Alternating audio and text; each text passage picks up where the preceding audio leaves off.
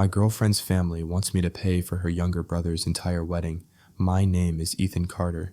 If someone had told me that one day I'd be caught in the middle of a family drama where I'm expected to pay for a stranger's extravagant wedding, I would have laughed in disbelief. Yet here I am, and believe me, you'll regret skipping this story.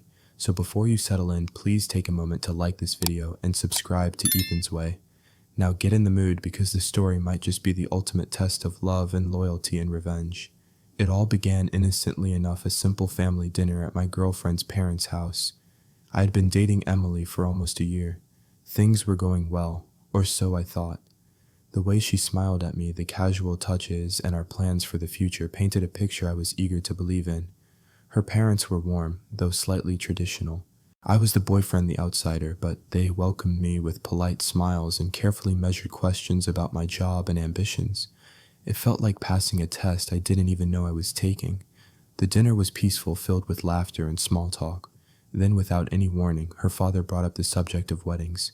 I thought he meant our future, but what he said next caught me completely off guard. "You know, Ethan," he said casually, swirling the wine in his glass, "we're excited about the wedding for Emily's brother." My heart skipped a beat. I had no idea Emily had a younger brother, let alone that his wedding was already on the horizon. Before I could respond, her mother chimed in. "Of course, as tradition goes, the groom's family covers the expenses." I blinked. Did I hear that right? Cover the entire wedding, every last penny. Trying to keep my tone light, I asked, "Wait, so you're saying I'm expected to pay for the whole wedding?" Her parents exchanged a glance, both nodding solemnly. I looked around the table, searching for any sign that this was some kind of joke. There was none. Their faces were serious, almost stern, like this was a natural expectation, not a request. Emily, sitting beside me, bit her lip and avoided my gaze. The room suddenly felt suffocating, the chatter around us fading into background noise. The reality hit me like a punch. This wasn't just about a family gathering. This was a financial demand, a tradition they took very seriously, and I was the target. Later that evening, after I got home, I couldn't get the conversation out of my head. I called Emily, my voice barely steady. "Is this really what your family expects?" I asked. Her sigh on the other end was heavy, loaded with guilt and hesitation. "Yes," she said quietly. "It's just how things have always been. The groom's family pays. And my brother, he wants something big, a wedding that people will remember for years." I thought about my savings, the modest apartment I hoped to finally call my own, the small vacations I had dreamed of taking. All of it suddenly seemed like a distant fantasy. The weight of that unspoken demand pressed down on me heavy and relentless. I realized this was more than money. It was a test of my worthiness, my place in her family, and by extension, in her life. Days turned into weeks, and the pressure didn't let up. Phone calls from her parents, polite but firm, became frequent. Invitations to discuss the plans turned into subtle warnings about expectations. Every time I met them, the smiles felt colder, their eyes scrutinizing, weighing whether I was up to the task. I wasn't just dating Emily anymore. I was auditioning for a role I never wanted to play. The tension seeped into my relationship with Emily. She was torn, caught between her family's demands and her feelings for me. Sometimes she was defensive, other times distant. I could see the conflict in her eyes, the loyalty to her family battling with the love she had for me. One night we sat on the edge of my bed, the room heavy with unspoken words. "I don't know how to make this easier," she whispered. "My family expects me to stand by them, but I want you to know that it's not about you." Her voice cracked, and I reached for her hand, trying to hold on to the connection that was slipping away. But the truth was, the more I tried to accept this burden, the more I questioned everything. Was this really love if it came wrapped in ultimatums and financial chains? Was I willing to sacrifice my dreams, my future for a wedding that wasn't even mine to pay for? The idea of saying no terrified me. I feared losing Emily, her family's disdain, and the label of not good enough. Yet every time I imagined handing over my hard-earned money, a fire of resentment burned inside me. I wondered how many others had been swallowed by this tradition, forced to bend until they broke. I started to dread family gatherings, feeling like a prisoner in a game I hadn't agreed to play. And deep down, I knew this was just the beginning of a long, painful fight. So here I am, caught between love and loyalty, fairness and obligation, ready to decide if I'll stand my ground or be crushed beneath the weight of expectations. If you were in this situation, would you forgive or take revenge? Comment below to let us know. The days after that dinner felt like walking through a fog thick with both expectation and dread. Each step I took seemed measured, deliberate, as if I were navigating a maze with walls that pressed in from every side.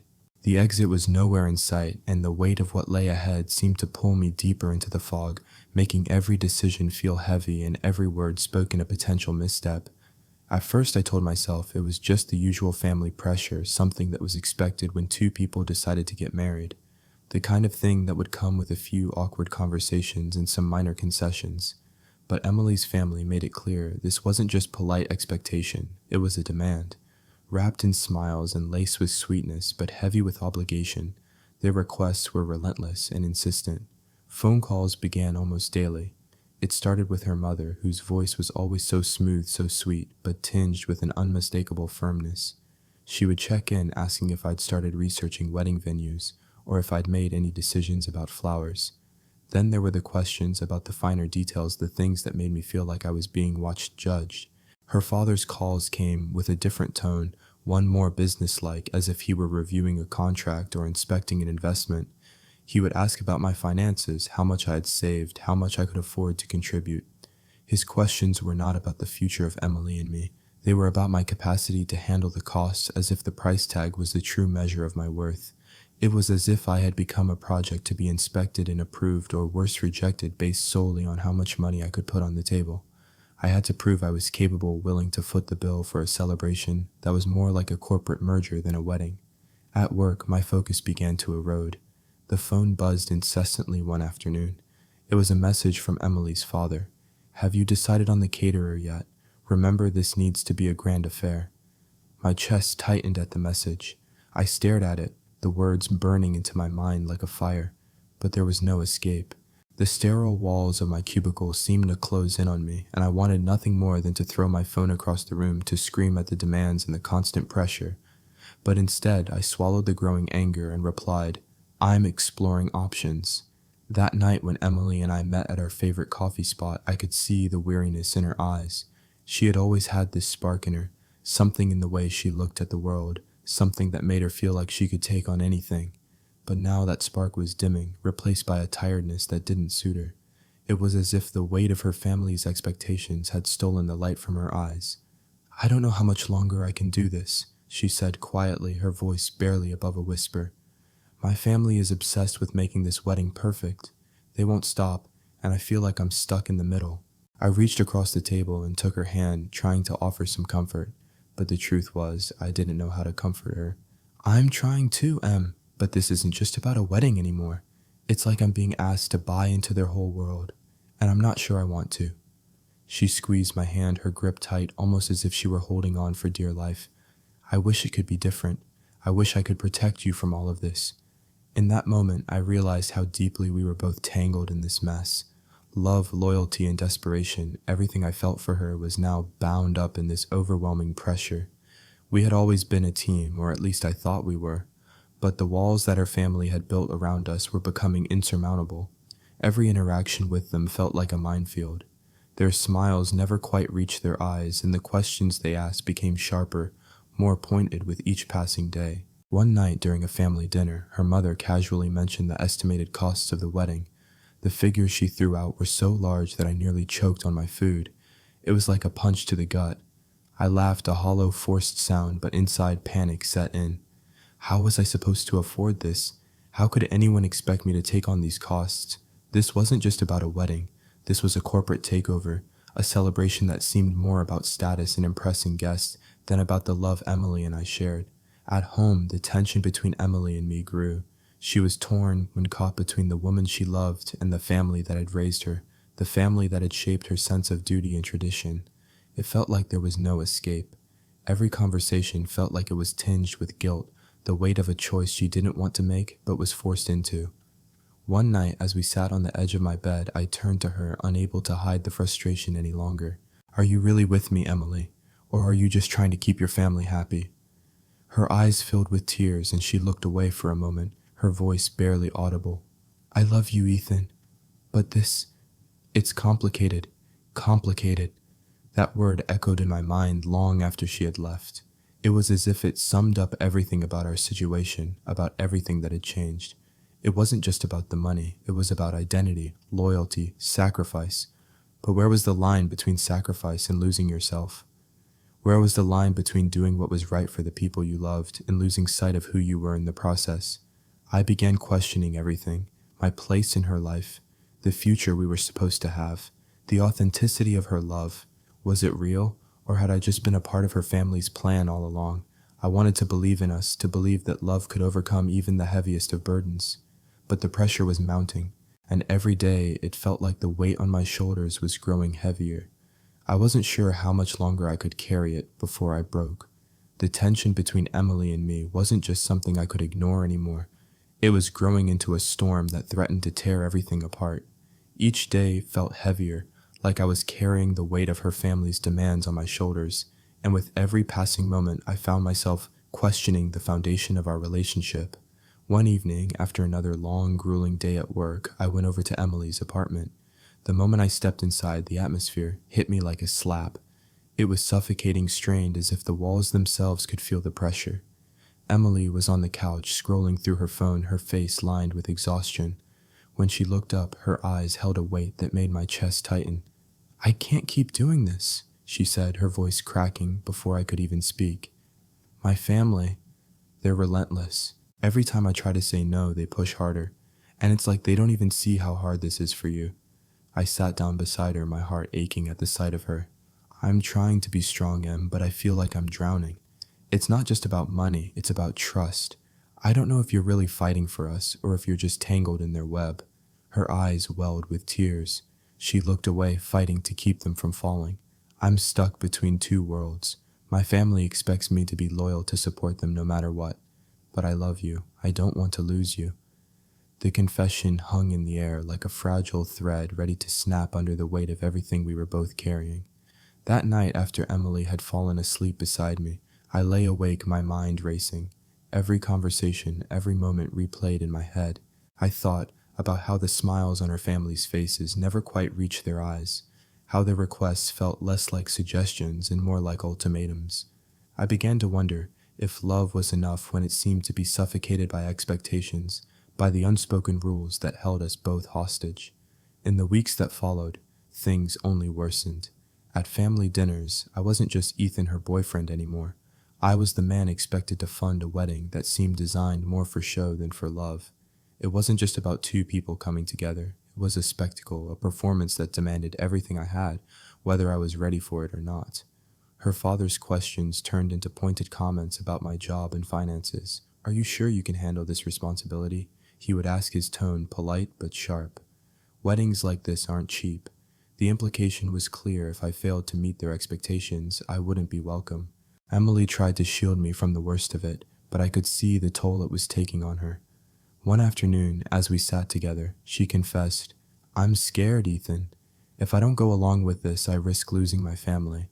But if I do, I risk losing you." I wanted to tell her that I understood, that I saw how hard it was for her, but the truth was, I felt like I was losing pieces of myself every day. The weight of their demands was suffocating, and I was starting to crack under the pressure. Then came the turning point, an explosive family meeting where everything finally came to a head. We were sitting around the polished dining table, the air thick with tension as her parents laid out the final budget for the wedding. The numbers they presented were astronomical, far beyond what I could realistically afford. My stomach twisted as I listened to their expectations. I tried to stay calm, but when her father looked me square in the eyes and said, "This is tradition, Ethan. We expect you to honor it," something inside me snapped. I stood up, my voice shaking but firm. "I respect traditions, but I'm not a bank. I can't fund this wedding alone." The room fell silent. Her mother's eyes flashed with anger, while Emily looked at me, her face a mixture of guilt and desperation. "I'm not asking you to break us," I said, trying to steady my voice. "But this isn't just about money, it's about respect, respect for what I can and cannot do." The words lingered in the air, and the silence that followed was deafening. The family once welcoming now looked at me as the problem, the outsider who was refusing to follow the rules. Emily was caught in the middle, torn between her loyalty to her family and to me. That night, as I lay in bed, I realized something that had been gnawing at me for a while. Love wasn't just about passion or promises. It was about boundaries, about respect for who we were as individuals and as a couple. If those boundaries were trampled, if respect was lost in the chaos of expectations, then love would wither and die. And that was the reality I had to face. Now I wasn't sure what the future held for us. The family's grip was suffocating, and Emily seemed more torn with each passing day. If I stayed and tried to make this work, I risked losing myself, losing my sense of who I was. But if I walked away, would I be abandoning the love we had, or would I be freeing myself from a situation that had become impossible to bear? I looked at Emily, the woman I loved, and realized that we both needed to make a choice. We couldn't keep sacrificing ourselves for others at the expense of our own happiness. The question was, would we find a way to meet in the middle, or would we let the pressure tear us apart? If you were in my shoes, would you forgive Emily for being caught in the middle, or would you take a stand and walk away? Let us know in the comments below. After that explosive confrontation, silence settled over everything like a thick fog. The usual calls from Emily's parents stopped entirely. The polite messages I used to receive about wedding updates vanished without explanation. It was as if I had been erased from their lives. I felt the cold distance in every interaction, or rather, the lack of interaction. Family dinners I was once invited to became sudden family-only events. Friends who knew me well in her circle began to avoid eye contact or abruptly change the subject when I entered the room. At first I blamed myself. Maybe I had pushed too hard, said too much, demanded too much. Maybe I was the one causing the rift. But deep down, I knew something else was at play. One evening, while visiting Emily's aunt during a rare, quiet moment away from the family's judgmental eyes, I sensed an opportunity to understand more. She pulled me aside with a furtive glance, her voice dropping to a whisper. "Ethan," she said nervously, "there's more going on than you realize. You don't know the whole story about this wedding." I looked at her confused and curious. "What do you mean?" Her hands trembled slightly as she reached for her cup of tea. "That wedding, it's not just a celebration or tradition. It's a desperate cover-up for something far worse." I frowned, leaning in. What could be worse than that? The pressure, the money, the family drama. She swallowed hard. Debts, Ethan. Big, dangerous debts. Debts that could destroy the family if they ever came to light. A chill ran down my spine. Suddenly, the extravagant demands, the lavish ceremony, the endless planning, the financial burden placed squarely on me, made a twisted kind of sense. The wedding wasn't just about tradition. It was a smokescreen, a desperate attempt to hide the family's financial ruin. The money they were asking from me wasn't to fund a joyful union. It was to pay off creditors, to keep them afloat, and to maintain a facade of respectability. I felt my heart race, a mix of anger, confusion, and betrayal flooding through me. How long had this been going on? How deep was the secret, and why had no one told me? I asked her if Emily knew about any of this. The aunt hesitated, then shook her head. "Emily wants to protect you from it. She's scared you'll leave if you find out the truth." Walking away from that conversation, my mind was a whirlwind of thoughts. The entire situation felt like a trap, a web of lies and manipulation designed to keep me chained to an impossible burden. That night, I confronted Emily, gently desperate for honesty. "There's something you're not telling me," I said, softly, taking her hand in mine. "I heard from your aunt, about the debts, about the wedding." Her eyes filled with tears, but she didn't deny it. Instead, she looked away, the weight of years of silence finally breaking free. "I didn't want you to know," she whispered. "I wanted to protect you, this family secret. It's dangerous. It's ugly." I squeezed her hand, my voice steady despite the turmoil inside. "We're supposed to be partners. I can't protect you if I don't know the truth." She nodded, her tears spilling over. "There are debts, Ethan, huge ones. This wedding is their way of trying to pay it off without anyone outside knowing. They're scared of what will happen if the truth comes out." Her confession hit me harder than I expected. It wasn't just about money or family traditions anymore. It was about deception and survival, about how far they were willing to go to keep their secrets hidden. I lay awake that night wrestling with a torrent of emotions: betrayal, sympathy, fear, determination. How much had I really been a part of their game? Was I just a pawn sacrificed to save a family's reputation? But alongside the doubts, a fire burned inside me, a need to fight, to stand my ground, to protect my future and my dignity.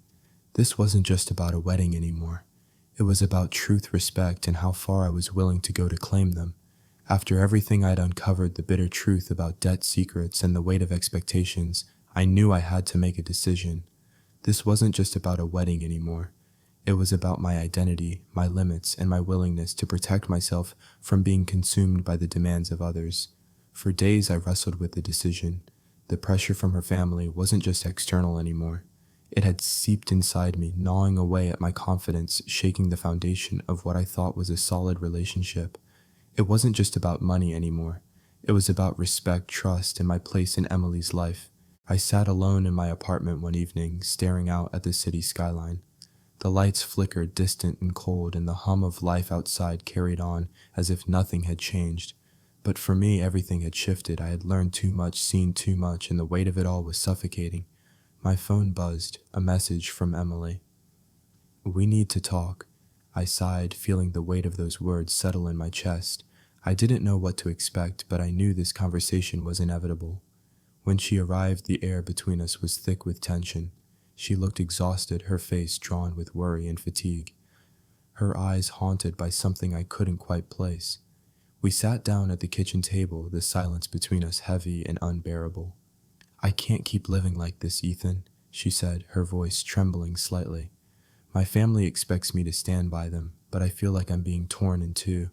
I want to be with you, but this wedding, this whole mess, it's destroying us." I could see the pain in her eyes, but I also saw something else, a resignation, as if she was already preparing herself to give in. It made my heart ache, but I had to stay strong, for both of us. "I've been thinking a lot," I said, my voice steady despite the turmoil inside. "I can't just pay for their debts, not alone. I respect your family, but I need respect too, and I need honesty." She looked at me, her expression softening, but I could see the fear in her eyes. "What do you want me to do?" I reached across the table, taking her hand in mine, trying to steady myself as much as her. "Stand with me. If we're going to be together, we have to do it on our terms, not theirs. We have to face this together as a team. If they want me to be part of their family, they need to accept me and my limits." The words hung in the air between us, fragile and uncertain, but in that moment I knew it was the only way forward. If we didn't stand up to her family now, we would never have a chance. A few days later, Emily and I found ourselves sitting in her parents' living room, the weight of the moment pressing down on us both. Her father's expression was unreadable, while her mother's gaze remained cold, distant, like she was already calculating the next move. I could feel my heart pounding in my chest, the tension so thick it was suffocating. "I won't fund a wedding that's just a cover for debt," I said calmly, my voice steady despite the knot in my stomach. "If you want me in your family, it's on mutual respect, not ultimatums." The room went deathly silent. Her father didn't respond at first, and for a long moment, all I could hear was the sound of my own breathing. Emily's mother finally spoke, her tone sharp and condescending. "You don't understand, Ethan. This is how things have always been done." I didn't flinch. "Tradition doesn't justify exploitation," I said firmly. "What we need is honesty, transparency, no more games." The tension in the room was unbearable, and I could feel Emily's hand tremble in mine. I saw the conflict in her eyes. She was caught between her loyalty to her family and her love for me.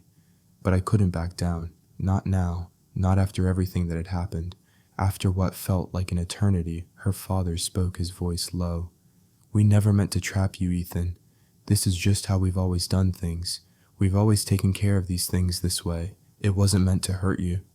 I shook my head, refusing to back down. "It's not about how things have always been done. It's about what's right. And what's right is that we work together honestly and without expecting anyone to sacrifice more than they can bear." The conversation ended there, but the damage was done. The family's attitude had shifted. They didn't welcome my decision, but they grudgingly accepted it. Some of the pressure eased, but I could tell the struggle was far from over. In the days that followed, Emily and I grew closer. We found strength in each other as we fought for our relationship side by side. But beneath it all, I couldn't help but wonder if love could survive when tested by family expectations, money, and all the secrets that had come to light. One night, as we sat on the couch watching the city lights outside, Emily leaned her head on my shoulder, her breath warm against my skin. For the first time in weeks, the weight that had been hanging over us seemed to lift, even if just for a moment. "No matter what happens," she whispered, her voice soft and full of emotion, "I'm glad it's you I'm fighting with." I held her tight, knowing that the fight wasn't over, that we still had a long road ahead of us. But in that moment, for the first time in weeks, I felt a flicker of hope. Maybe, just maybe, we could face whatever came next together. The struggle inside Emily was becoming impossible to ignore.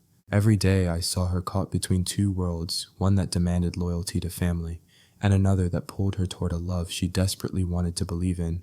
It was like watching someone I cared about slowly unravel, trapped in an invisible cage built by expectations and fear. One afternoon, after a long day filled with tense phone calls and hushed conversations, Emily finally broke down in front of me. We were sitting in my apartment, the soft hum of the city outside a stark contrast to the storm raging inside. "I don't know how to keep everyone happy," she said quietly, her voice trembling. "I want to protect my family, but I don't want to lose you. I don't want to lose myself." I reached for her hand, feeling the fragility beneath her strength. I'm here. Whatever happens, we'll face it together. But you have to be honest with me. What do you really want? What do you want for us?" She looked up at me, eyes glistening with tears. "I want freedom. Freedom from all these expectations, the debts, the secrets. I want to be true to myself and to you. But I'm terrified of what that might cost me, losing my family, losing their love, losing everything I've ever known." That night we talked for hours. We peeled back layers of fear, guilt, and hope. Emily told me about the pressure her parents exerted, the endless demands to maintain appearances, to uphold traditions no matter the cost.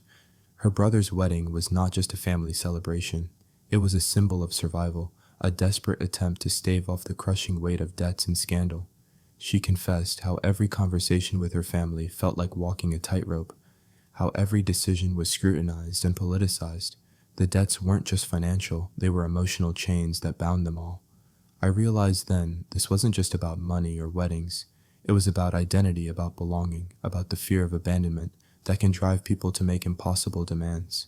We made a pact that night: no matter how hard the road, we wouldn't let this situation destroy us. We would fight for our love on our terms, with honesty and respect. The first step was finding allies. I had assumed the family would be united against us, but to my surprise, help came from an unexpected source: Emily's uncle. He was a quiet man, often overlooked in family drama, but one with a clear-eyed understanding of the pressures they all faced. One evening, he pulled me aside at a family gathering. "I've been watching," he said softly, his voice edged with weariness. "You're different, Ethan. You're trying to do the right thing. But this family, they're scared. Scared to face their problems, scared to change. They need someone to speak truth without fear." His words gave me a new perspective. Maybe it wasn't about battling the family alone, but about building bridges, finding common ground, and encouraging honesty. With his support, Emily and I started to craft a wedding plan that was honest and affordable. We wanted it to reflect us, not the debts, the secrets, or the outdated expectations. It wasn't about grandeur or status, it was about love, commitment, and truth. But as our plans took shape, the family's resistance hardened. Some viewed our decisions as defiance, betrayal even.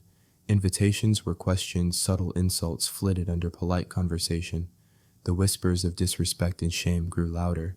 One evening, after a particularly heated argument with her mother, Emily broke down in tears. The weight of family expectation was crushing her spirit.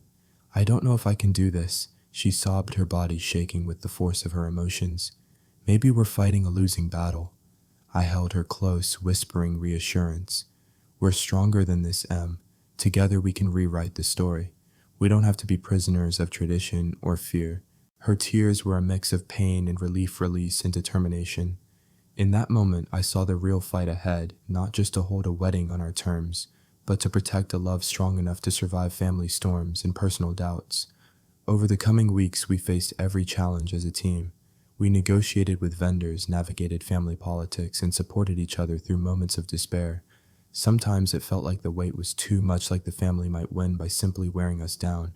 But every time Emily looked at me and smiled, however briefly, I found renewed strength. I learned that love isn't always easy or glamorous. Sometimes it's messy, complicated, and painful. But if you're lucky, it's also fierce and unyielding, and that I decided was worth fighting for. For weeks, Emily and I found ourselves locked in a battle against an invisible force: her family's overwhelming expectations, old traditions, and the tangled web of debt and pride that kept them all trapped in place. It felt like we were fighting an unwinnable war. But amid the chaos, an unexpected ally quietly emerged, someone who shifted the course of everything. His name was Greg, Emily's uncle. Unlike most of her family, Greg wasn't loud, confrontational, or concerned with appearances. He was reserved and thoughtful, someone who observed more than he spoke. His approach wasn't about confrontation, it was quiet, strategic, and most importantly, sincere. I first noticed Greg's presence at one of the tense family dinners. The air was thick with forced politeness, smiles stretched too tight, and words carefully chosen to avoid addressing the elephant in the room, the wedding, the money, the expectations. It was a charade. After dinner, Greg quietly pulled me aside. His eyes were kind but serious. "I've been watching," he said softly, "and you're not the problem here." His words took me by surprise. I don't know if that's much comfort. It feels like I'm fighting a losing battle. Greg shook his head. "This family is trapped in old ways, pride, fear, tradition. They don't want to admit it, but the system is breaking. You're the first honest person to come along in a long time. But fighting alone won't work. You need allies." That conversation was a turning point. I had felt isolated and under attack, but Greg's words gave me a glimmer of hope. Maybe this wasn't a battle to be won by sheer force. Maybe it was something that required patience, strategy, and tact. Over the following weeks, Greg became an unexpected mentor. He spoke discreetly with other family members, encouraging them to see things from a different perspective.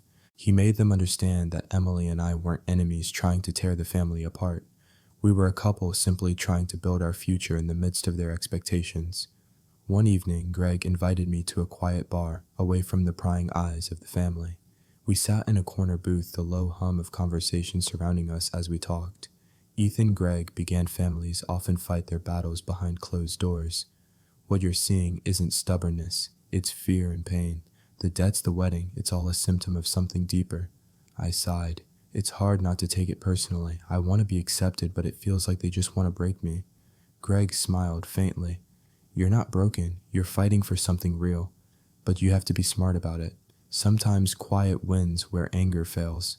Greg's advice reshaped our approach. Instead of confronting the family with anger and frustration, Emily and I started opening dialogues. We invited family members into our plans, asking for their input while still maintaining our boundaries. We listened more, explained more, and tried to heal old wounds instead of exacerbating them. The resistance didn't vanish overnight. There were still cold stares, whispered criticisms, and moments when I felt the weight of their disapproval pressing on me like a physical force.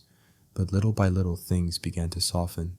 Emily's mother, once our fiercest critic, began to let her guard down.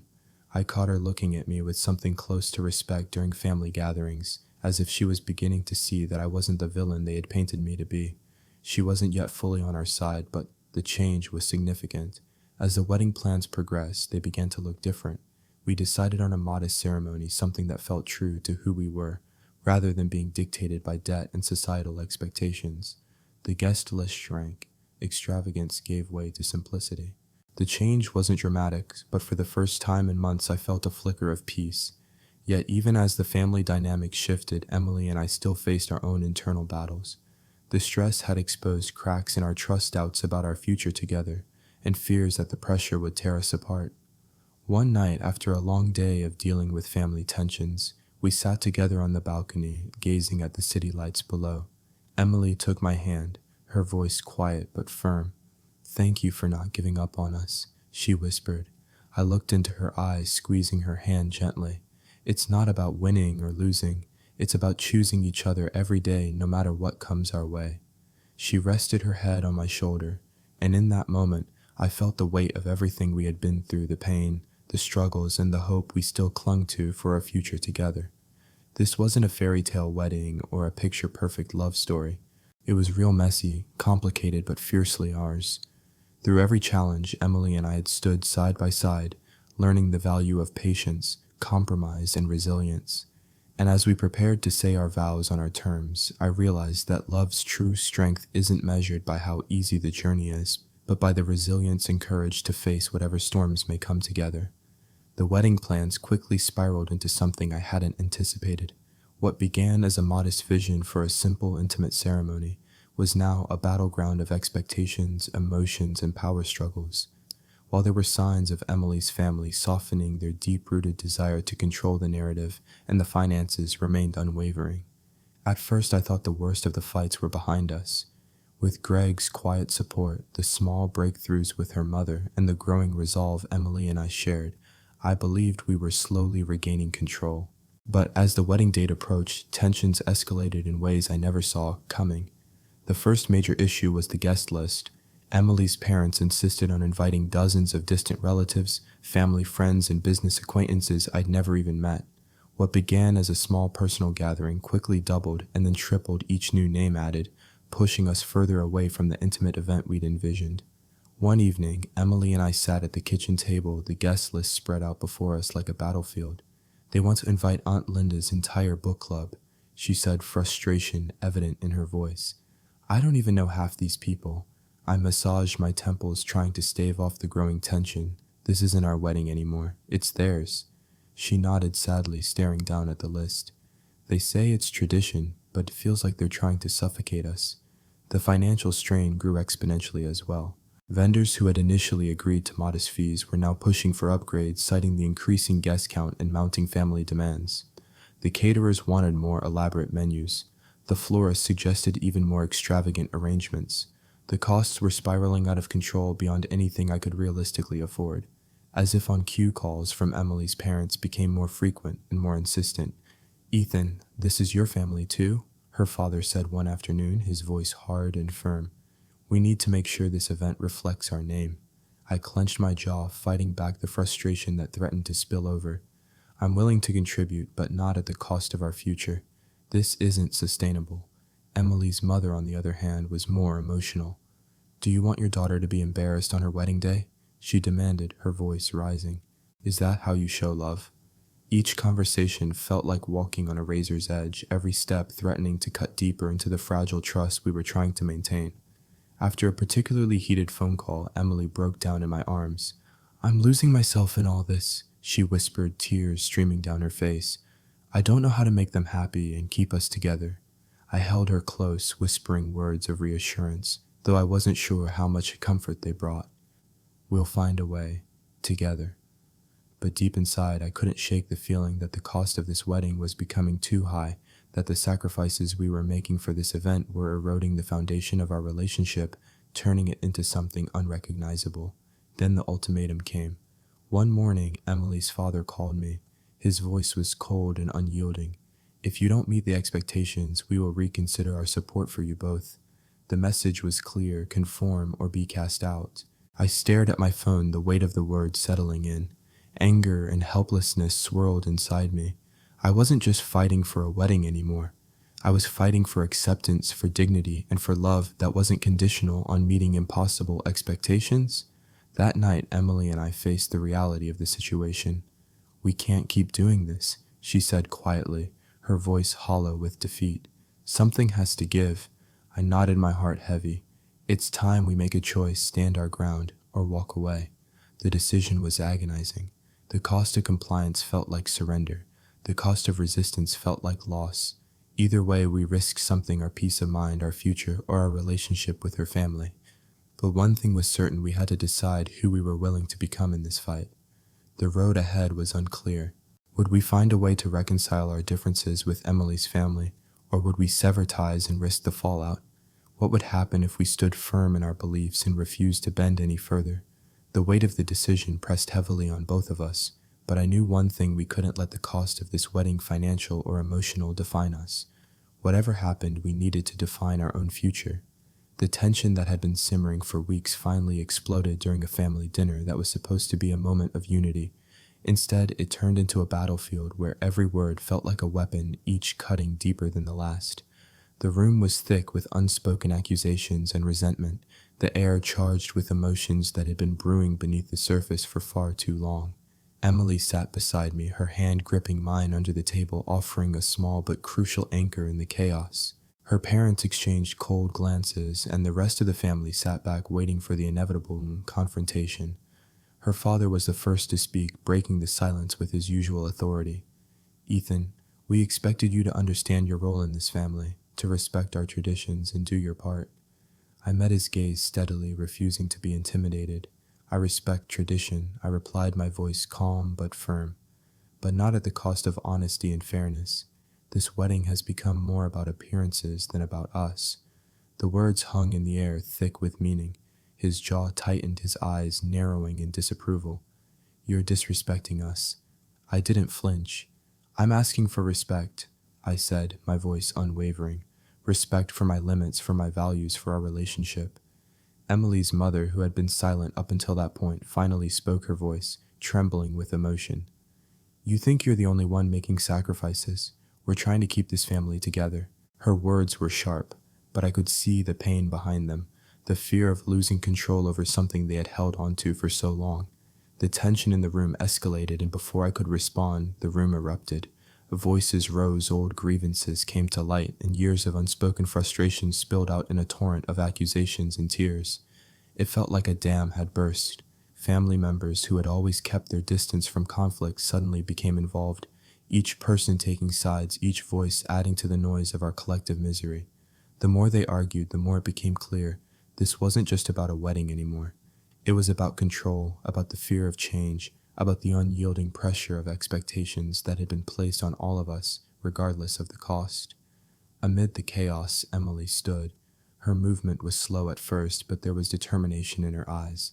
"Stop!" she commanded, her voice trembling, but resolute, cutting through the noise like a knife. The room fell silent, every eye on her as she stood there, her hands clenched at her sides. "This isn't just about tradition or money. It's about love and trust. If we can't find that here, then what are we even doing?" The raw truth of her words settled into the room, and for a moment time seemed to slow.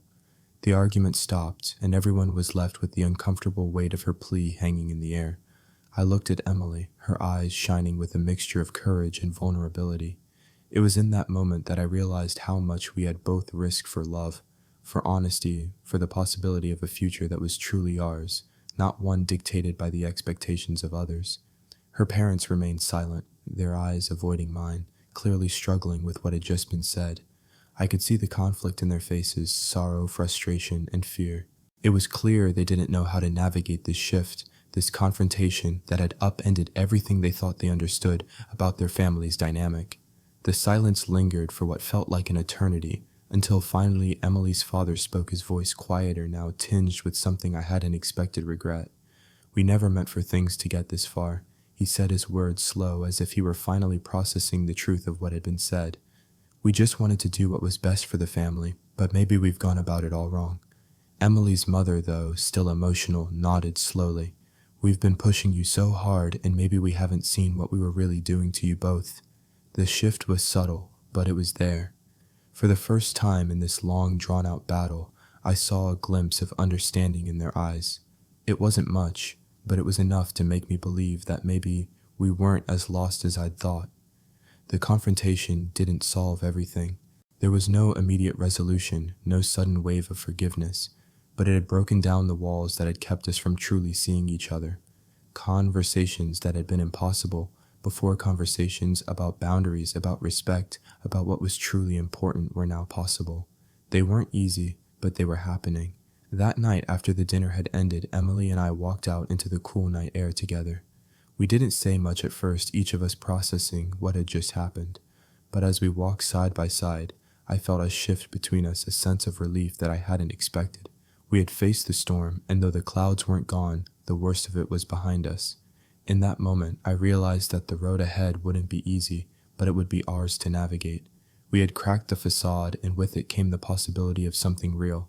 A chance at true connection, built on honesty, trust, and the willingness to fight for each other. The future was uncertain, but I no longer felt like I was fighting alone. We were in this together, and that was all that mattered. The days after that explosive family dinner were some of the most agonizing I'd ever experienced. The raw emotions, the exposed wounds, it all hung in the air, thick and suffocating. Every conversation felt like it was fraught with the weight of unspoken tensions.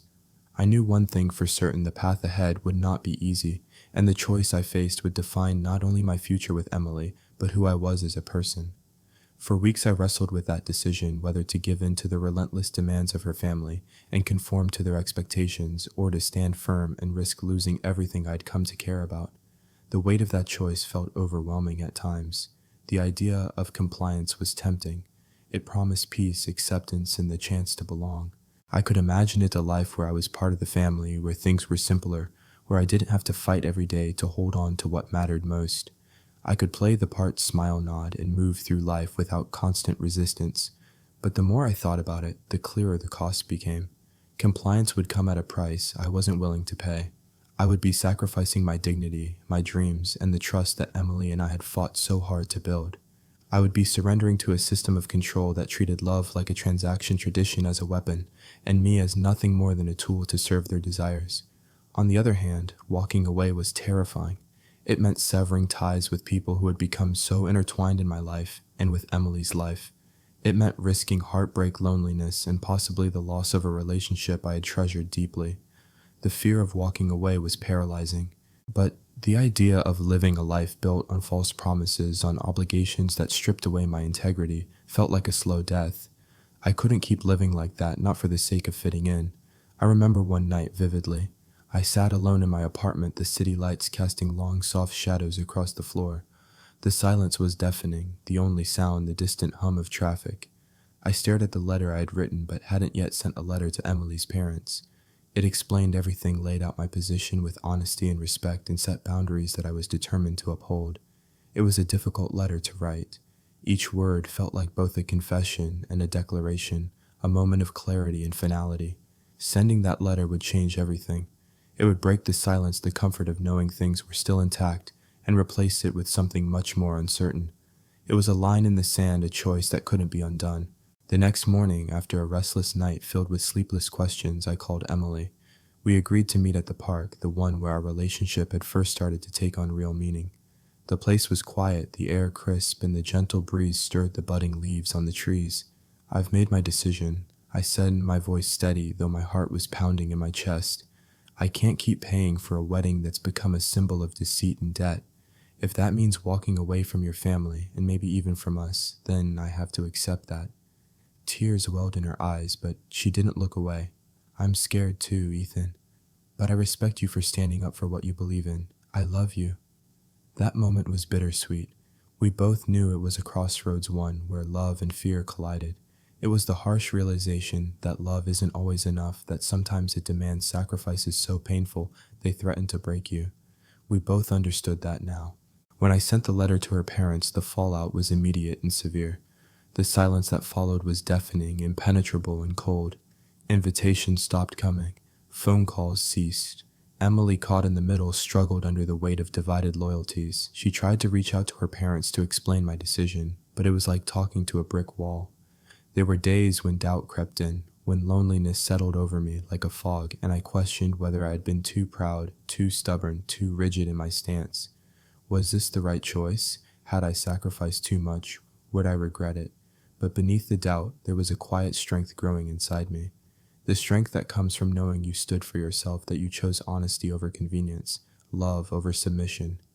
I couldn't compromise who I was to fit into a mold that wasn't mine to begin with.